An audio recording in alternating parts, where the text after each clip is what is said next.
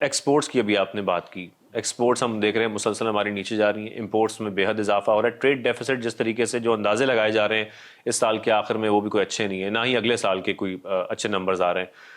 کس طریقے سے اس پر قابو پایا جائے؟ امپورٹس ہم کم کر نہیں سکتے، تقریباً جو 80% ہماری ضرورت ہے آئل کی بھی وہ ہماری زیادہ امپورٹس پہ ڈیپینڈ کرتی ہے، 80% ہم امپورٹ ہی کرتے ہیں. جو ایکسپورٹس ہیں مسلسل کم ہو رہی ہے، ریجنلی ہم کمپیریٹیو نہیں ہیں، انڈسٹریز کو ہم اس طریقے سے فیسیلیٹیٹ نہیں کر رہے، ٹیرس میں ہم نے اس طرح سے کمی کی نہیں ہے. پھر اس کے بعد ابھی بھی جب ہم یہ کہتے ہیں کہ جو ٹیکس اسٹرکچر ہے وہ بھی ان کے لیے ٹھیک نہیں ہے، تو پھر ایکسپورٹس کیسے بڑھیں گی؟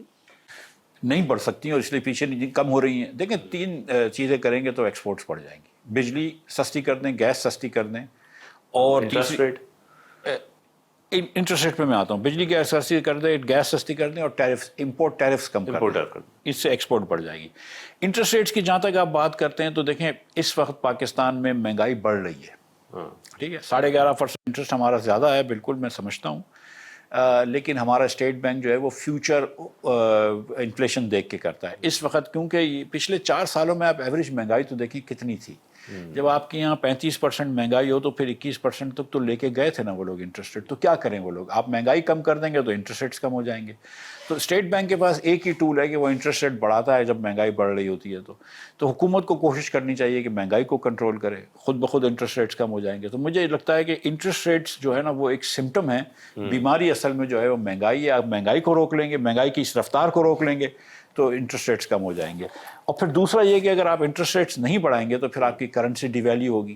آپ وہ بھی نہیں چاہتے، کیونکہ وہاں وہ ویلیو ڈی ویلیو کریں گے تو مہنگائی بہت بڑھ جائے گی. اور کیونکہ پچھلے 4-5 سالوں میں بہت زیادہ ڈی ویلیو ہوئی ہے، اس سے غریب لوگ جو ہے نا وہ بہت غریب ہو گئے ہیں پاکستان میں. تو ہم اور ان کو نہیں پریشر کرنا چاہیے. تو میری یہ سمجھ ہے کہ کم از کم انٹرسٹ ریٹس کو اگر بڑھانا بھی پڑے تھوڑا سا تو بڑھا لیں، لیکن مہنگائی کو روکیں. لیکن معاشی ٹیم سے پھر آپ مطمئن ہیں جو اس وقت جس طریقے سے وہ سٹیپس لے رہے ہیں؟ دیکھیے میں سمجھتا ہوں کہ اسٹیٹ بینک کا کام ٹھیک ہے، صحیح ہے. ٹھیک. میں سمجھتا ہوں کہ جو معاشی طور پہ ہم غلطی کر رہے ہیں وہ غلطی فائنینس منسٹری سے یا کیو بلاک سے نہیں آ رہی ہے، وہ غلطی وزیر اعظم کے دفتر سے آ رہی ہے. کہ جو اصل میں چیز چینج کرنی ہے وہ کہ ہم کو اخراجات کم کرنے ہیں، وہ فائنینس منسٹر نہیں کر سکتا. مثال کے طور پر آپ نے کچھ عرصے پہلے 43 ارب روپیہ دیا ہے حکومت کے MNAs کو. ہر MNA کو آپ نے 25 کروڑ روپے دیا کہ جو تم اپنے حلقے میں جا کے خرچ کرو. ایک طرف آپ اسٹیرٹی کرتے ہیں، وہ دکھاوے کی اسٹیرٹی ہوتی ہے کہ بھائی ہم ان کی تنخواہ ایک مہینے کی 25% کاٹ لیتے ہیں، یعنی کہ 3 لاکھ روپے سب کے کاٹ دیے. ایک طرف 3 لاکھ روپے کاٹ دیے، اس پہ بڑے شور و غل ہوا. دوسری طرف سے 25 کروڑ روپے اس کو دے دیے. اور 25 کروڑ روپے میں سے اس کو کتنے پیسے وہ رکھتا ہے اور کتنے پیسے کانٹریکٹر کو دیتا ہے اور کانٹریکٹر اس کو کتنے دیتا ہے اور کیا ہوتا ہے اس کو چھوڑ دیں. لیکن اگر آپ یہ مجھ سے کہیں کہ وزیر خزانہ سے پوچھ کے یہ پرائم منسٹر نے 25 کروڑ روپے دیے تھے ہر MNA کو، تو میرا نہیں خیال ہے کہ وہ ہاں ہے. اگر وزیر خزانہ اس پہ حامی بھرتے ہیں تو وہ غلطی تھی ان کی، لیکن میرا نہیں خیال ہے کہ وہ دل سے چاہتے ہوں گے، لیکن وہ مجبور ہیں. اسی طرح PHDB پہ جو خرچہ ہوتا ہے وہ مجبور ہیں. NFC ایوارڈ جو ہے وزیر خزانہ کے بس کی بات زیادہ مجبوری ہے نا ان کی پہ، تو وہ تو وزیر اعظم کی وجہ سے مجبور ہے نا. وزیر اعظم کے پاس تو کوئی مجبوری نہیں ہونی چاہیے نا. آج جب آپ ایک پیج پہ ہیں اور ایسے ایک پیج پہ ہیں جیسے کبھی بھی نہیں رہے تھے، تو پھر یہ چیزیں کر کے دکھاؤ. مطلب اب 4 سال ہو گئے شہباز شریف صاحب کو وزیر اعظم، اور 4 سال میں ہم نے دیکھا ہے کہ پاکستان ابھی بھی پیچھے جا رہا ہے. پاکستانی لوگوں کی آمدن کم ہو رہی ہے، پاکستانی لوگوں کے اوپر قرض بڑھ رہا ہے، پاکستانی لوگوں میں غربت بڑھ رہی ہے، بے روزگاری بڑھ رہی ہے. تو 4 سال بعد آپ سوچتے ہیں کہ یار ایک آدمی 4 سال تک یہ ڈیلیور نہیں کر سکا اکنامک گروتھ، تو شاید اس کا جو مائنڈ سیٹ ہے یا اس کی جو پالیسی کی جو روش ہے وہ صحیح نہیں ہے. اگر آپ ایک سیلز مینیجر کو رکھتے ہیں اور 4 سال سے سیلیں کم کر رہا ہے تو پھر آپ اس کو ریپلیس کریں گے نا. لیکن ڈپلومیٹکلی ان کی جو اس وقت کامیابی ہے وہ کیسی دیکھ رہے ہیں آپ؟ ظاہر ہے میں آپ سے اس پہ کمنٹ اس لیے کہہ رہا ہوں کہ وہاں پہ ہم اچھی خاصی کامیابی سمیٹ رہے ہیں، لیکن اس کا ہمیں اس اپرچونٹی کا فائدہ معیشت کو لے کے بھی اٹھانا چاہیے.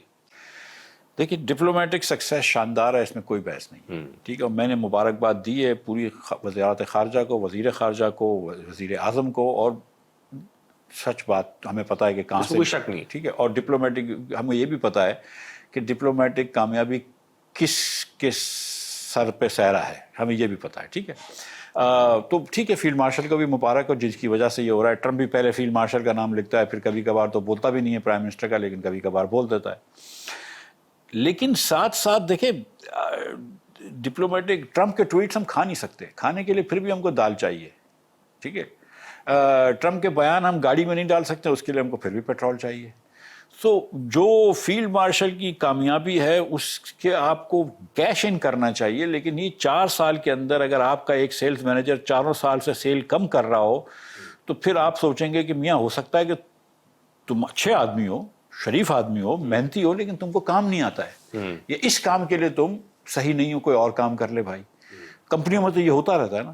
تو یہ شہباز صاحب جو ہے نا کسی وجہ سے ڈیلیور نہیں کر پا رہے اکنامک گروتھ میں. ان کی جو سوچ ہے سوشلسٹ, ان کی جو سوچ ہے آپٹکس کے اوپر بہت بلیو کرتے ہیں, ریالٹی کے اوپر بلیو نہیں کرتے, ڈرتے ہیں, ریفارمز نہیں کرتے, اصلاحات نہیں کرتے, اس کی وجہ سے کر نہیں پا رہے ہیں. اچھا, ہم واپس بجٹ پہ آتے ہیں. آپ کی ایک اسٹیٹمنٹ یہ بھی تھی کہ شہباز شریف صاحب 2027 تک رہ جائیں تو ٹھیک ہے, 2027 تک. میں نے کبھی یہ نہیں کہا کہ رہیں یا جائیں, میں مطلب میرا نہیں خیال ہے کہ اس سال رہیں گے, اس سال کے بعد رہیں گے, لیکن رہیں یا جائیں اس سے. لیکن میں یہ سمجھتا ہوں کہ شہباز شریف صاحب کے 4 سال دیکھنے کے بعد یہ کہہ سکتے ہیں کہ وہ بڑے اچھے آدمی ہیں, میرے تو باس رہے ہیں, لیکن ان کے ہوتے ہوئے معاشی ترقی نہیں آ سکتی ہے, جیسے میں یہ کہہ چکا ہوں. لیکن تو معاشی ٹیم کی ذمہ داری ہے نا معاشی ترقی لانا. میری بات دیکھیں, اگر ایک کمپنی صحیح نہیں چل رہی ہو نا تو وہ ایم ڈی کی ذمہ داری ہوتی ہے کہ وہ کس کو سیل مینیجر رکھتا ہے, کس کو. شہباز شریف صاحب کی ذمہ داری ہے نا. اور میں نے آپ سے بتایا کہ معاشی ٹیم, آپ معاشی ٹیم کو بدل کر دیں, اگر آپ کو لگتا ہے کہ معاشی ٹیم صحیح نہیں ہے تو معاشی ٹیم بدل لیں. لیکن اگر ایک دن جس دن تھوڑی سی گیس کم ہوتی ہے تو 8 گھنٹے لوڈ شیڈنگ شروع ہو جاتی ہے, تھوڑا سا کچھ مسئلہ ہوتا ہے تو گیس گھر میں نہیں آ رہی ہوتی, کبھی بجلی نہیں آ رہی ہوتی, کبھی معاشی ٹیم صحیح کام نہیں کر رہی ہوتی, ایکسپورٹس کی ٹیم صحیح کام نہیں کر رہی ہوتی, تو آپ یہ کہتے ہیں یار کامرس منسٹر بھی برا ہے, فائنانس منسٹر بھی برا ہے, پیٹرولیم منسٹر بھی برا ہے, پاور منسٹر بھی برا ہے, لیکن پرائم منسٹر پھر بھی اچھا ہے. یہ بھی آرگیومنٹ کر سکتا ہے آدمی, لیکن یہ تو پھر argument for the sake of argument ہوگا. تو جو میں سندھ میں کہتا ہوں, سوری یہ اتنی سی بات کر لوں, کہ 18 سال پیپلز پارٹی کو ہو گیا, 18 سال میں یا تعلیم پیچھے چلے گئی یا صحت پیچھے چلے گئی, تو اگر 18 سال میں پیپلز پارٹی والے ترقی نہیں کر سکا ہے سندھ کے اندر بشمول کراچی, سندھ میں کہیں پر بھی ترقی نہیں ہوئی, تو شاید آئندہ بھی نہیں کر سکیں گے. تو شاید ان کو گھر بھیجنے کا کچھ وقت آ گیا کہ 4-5 سال بیٹھیں اپوزیشن میں اور کچھ وہ اپنے آپ کو رینیو کریں. اسی طرح میرے خیال سے مسلم لیگ کو اتنا عرصہ ہو گیا اور شہباز شریف صاحب کو اتنا عرصہ ہو گیا کہ ان کو بھی اب گھر بھیجنے کی وقت آ گیا, کیونکہ شہباز شریف کے ہوتے ہوئے پاکستان میں ترقی نہیں ہو رہی ہے. صحیح. کمنگ بیک ٹو بجٹ, ظاہر ہے کیونکہ ہم یہ بھی دیکھ رہے ہیں کہ آئی ایم ایف کی جو رپورٹس آ رہی ہیں جی ڈی پی گروتھ کو لے کے, وہ کہہ رہے ہیں کہ 4.2% بھی ہمارا ظاہر ہے جو ہدف ہے وہ پورا نہیں ہو سکا ہے اور آگے یہ مزید کم ہو جائے گا. تو اس کے ساتھ پھر بہت ساری چیزیں جڑی ہیں. اگر ہم یہ گروتھ کر ہی نہیں پا رہے, ایک تو ہم لو گروتھ ٹریپ کے اندر ہیں, اس ٹریپ سے نکلنے کے لیے ہمیں کیا کرنا پڑے گا, اور آگے ظاہر ہے بجٹ آ رہا ہے, پھر مسائل تو ہمارے بڑھتے چلے جائیں گے. ہم ایک رٹ میں پھنس گئے, ایک ٹریپ میں, جیسے آپ نے ایک دم صحیح کہا, پارٹ ڈیپینڈنس سے ہم نیچے والے ایکویلیبریم میں آ گئے ہیں. اس کے اندر سے اب ہم کو نکلنے کے لیے ہم جتنی بھی کوشش کر رہے ہیں ہم نکل نہیں پا رہے ہیں. ٹھیک ہے, ہم ایک سمجھیے کہ گڑھے میں اور ہم کھود رہے ہیں, نیچے ہی جا رہے ہیں. ہم کو ایک جس کو کہتے ہیں کہ شیکلز کو توڑنا پڑے گا اور ہم کو ایک جھٹکا دینا پڑے گا سسٹم کو. اور میں یہ سمجھتا ہوں کہ اگر ہم NFC ایوارڈ کر لیں, لوکل گورنمنٹس کو مضبوط کر لیں, اور اگر لوکل گورنمنٹس پہ یہ جو صوبے کی حکومتیں نہیں مانتی ہیں, ویسے تو ہر صوبہ تو پھر چھوٹے صوبے بنا لیں. ٹھیک ہے, ہر بڑی پارٹی جو ہے نا وہ چھوٹے صوبے کے حق میں مانتی ہے. لیکن بہتر آپشن آپ کے خیال میں لوکل گورنمنٹ ہے, زیادہ آسان, چھوٹے صوبے بنانے سے زیادہ آسان ہے. اگر آپ تقریباً وہی پاور دے دیتے ہیں تو پھر ذرا آسان ہے, نہیں دیتے تو پھر آپ چھوٹے صوبے بنا لیں. لیکن یہ کہ کچھ نہ کچھ کرو, اس کو سسٹم کو جرک کرو, NFC ایوارڈ کرو, کچھ وفاق کے اخراجات کے اوپر لاک ڈالو کہ اس کے زیادہ انفلیشن سے زیادہ تیزی سے اخراجات نہیں بڑھ سکتے, کچھ میکسیمم ٹیکس ریٹس کے اوپر بھی ایک کنڈیشن ڈال دو کہ اس سے زیادہ ٹیکس ریٹ ہو ہی نہیں سکتا. تو کچھ جھٹکے دیں, اور اس کے بعد تعلیم کو خاص طور پہ توجہ دیں, پاپولیشن گروتھ پہ توجہ دیں کم کرنے پہ. اور دیکھیں جس ملک میں 40% بچہ اسکول میں نہ ہو, اور جو بچے اسکول میں ہوں اس میں سے 30-40% بچے 10 سال کی عمر میں 5 سال کے جتنا بچہ کا نہیں پڑھ سکتے ہوں, 2 جملے اردو میں نہیں پڑھ سکتے ہوں, 2 ڈیجٹ کا میتھمیٹکس کا سم نہیں کر سکتے ہوں, اس ملک کی کوئی ترقی کا مستقبل نہیں ہے. میں معذرت کے ساتھ کہتا ہوں ایز اے پاکستانی کہ اگر ہم کو آگے بڑھنا ہے تو اپنے بچوں کو تعلیم دینی ہوگی. ہم بچوں کو تعلیم نہیں دے سکیں گے تو جتنے آپ روڈ بنا لیں, جتنے آپ ٹی وی پہ اشتہار دے دیں, جتنے آپ جہاز خرید لیں, آپ آگے نہیں بڑھیں گے. پہلی ترجیح ہونی چاہیے اس وقت ہمارے آنے والے بجٹ میں بھی ایجوکیشن کی. Of course